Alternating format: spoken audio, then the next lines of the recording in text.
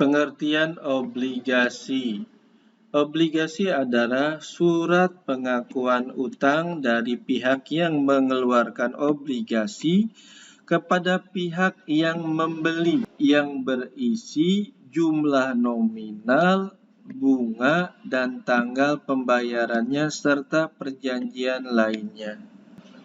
Jenis-jenis obligasi menurut waktu jatuh temponya, term bond, yaitu obligasi yang jatuh temponya pada saat yang sama.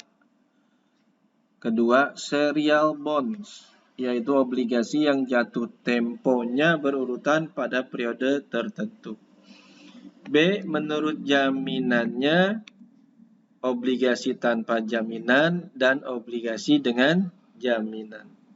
C, obligasi bergaransi, yaitu obligasi yang dijamin oleh pihak lain. Misalnya perusahaan induk menjamin obligasi anak perusahaan. D, obligasi yang dapat ditukarkan, yaitu obligasi yang dapat ditukarkan dengan saham. E, menurut bentuknya, 1. Obligasi atas nama, yaitu obligasi yang bunganya hanya dapat diambil oleh orang yang namanya terdaftar. 2. Obligasi kupon, yaitu obligasi yang bebas, tidak atas nama. Menentukan harga obligasi. Harga jual obligasi dipengaruhi oleh tingkat bunga obligasi. Jika tingkat bunga obligasi tinggi, maka harga jual menjadi tinggi. Jika persentase bunga obligasi lebih besar tingkat bunga pasar, maka harga jual lebih besar dari nominal sehingga muncul agio obligasi. Jika persentase bunga obligasi lebih kecil dari tingkat bunga pasar, maka harga jual lebih kecil dari nominal, maka munculnya selisihnya disagio obligasi. Untuk menghitung besarnya harga obligasi dapat dilakukan dengan cara menghitung nilai tunai dari jumlah jatuh tempo plus nilai tunai bunga yang akan diterima. Misalnya pada tanggal 1 Januari 91, Tuan Sarif membeli obligasi PT Harmoni dengan nilai 10 juta rupiah. Bunga 7% per tahun. Dibayarkan setiap tanggal 31 Desember. Jatuh tempo 31 Desember 95. Maka periodenya ini 5 tahun, ya 91, 92, 93, 94, 95, 5 tahun. Dengan tujuan untuk mendapatkan hasil sesungguhnya tarif efektif 8%. Maka perhitungan harga beli Tuan Sarif sebagai berikut.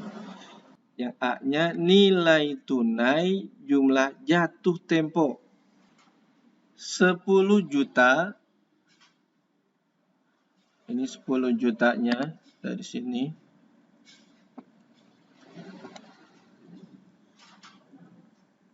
Dikali AN7P.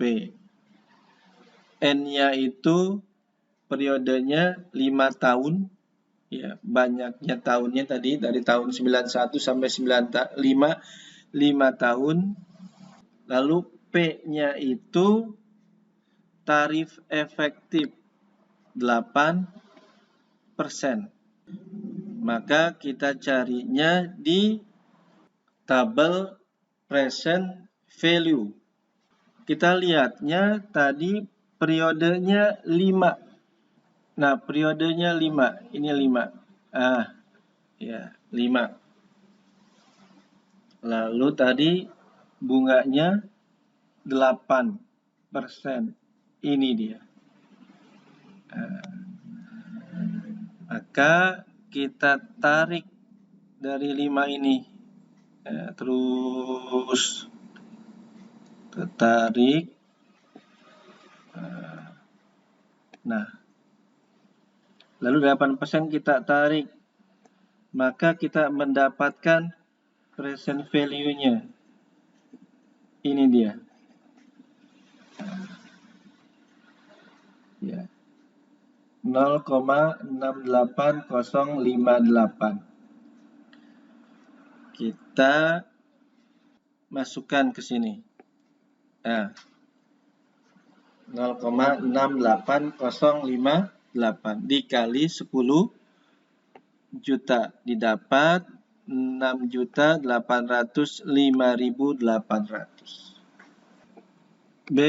Nilai tunai bunga yang akan diterima 700.000. Itu didapat dari, kita lihat di atas, 7% dikali 10 juta. 700.000. Dikali AN7P. N-nya kita masukkan 5. Ya, tadi kan dari 91 sampai 95, 5. P-nya 8%. Kita carinya di tabel present value interest factor for an annuity. Nah, periodenya di 5 ya. Nah, ini 5. Lalu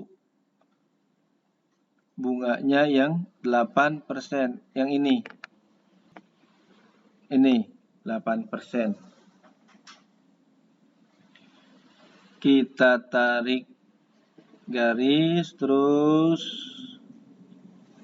Nah, ini yang 8% kita tarik garis. Nah, pertemuannya ini dia.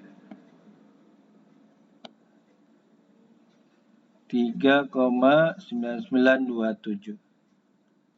Kita masukkan ini 3,9927 dikali 700.000, 2.794.897. Jadi harga beli obligasi di atas agar menghasilkan tarif efektif 8% adalah 6.805.800.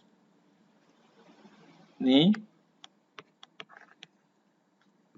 Ditambah 2.794.897.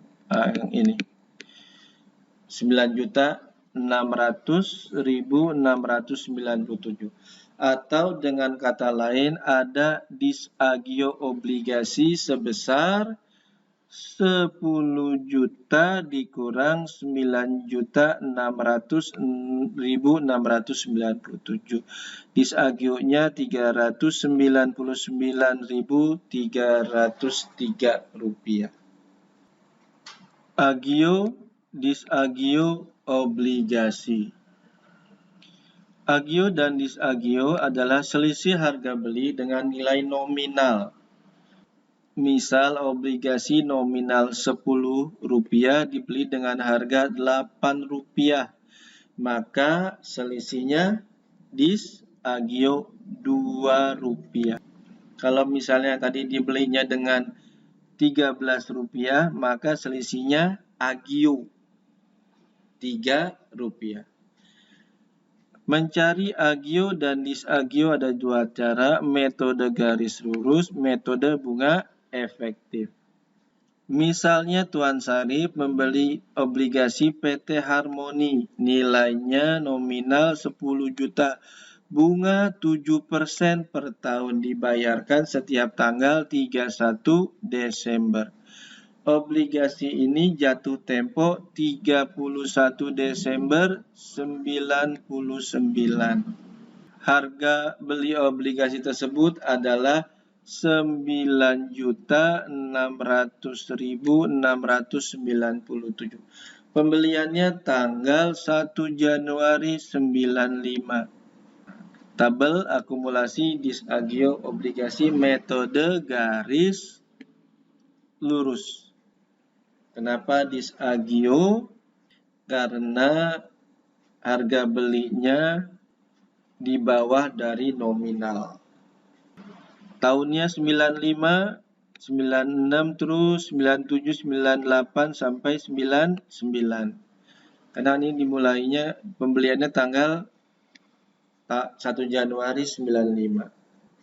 Bunga obligasinya 700.000 didapat dari 10 juta. Ini di bawah sudah ditulis ya, 10 juta dikali 7%. Nah, ini 700.000. Bunga obligasinya.